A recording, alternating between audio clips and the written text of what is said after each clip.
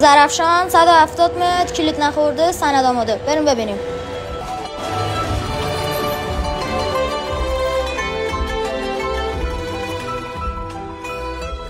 لابی و مشاهات این ساختمون تماما از سنگ کار شده. من با این سن کمم دارم شغل 65 سال پیش پدر بزرگم رو ادامه میدم. پس لطفا این پست من رو حمایت کنید و این پست رو برای آشناهاتون ارسال کنید. شاید اومدن از من یه خونه خریدن.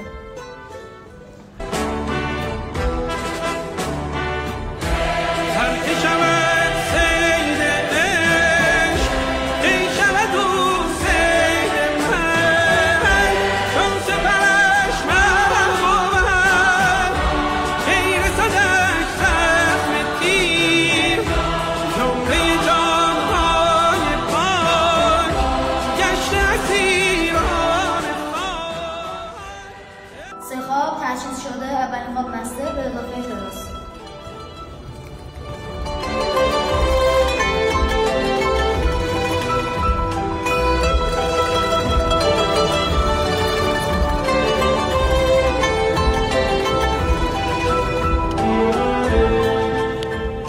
خواب میانی.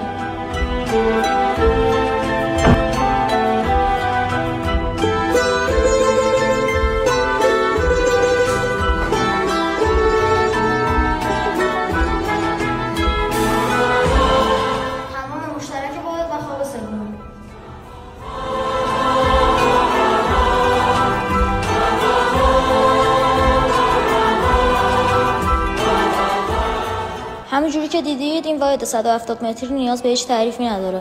برای استعلام از قیمت و اطلاعات دقیق‌تر عدد 170 برای من کامنت کنید. دوستتون دارم.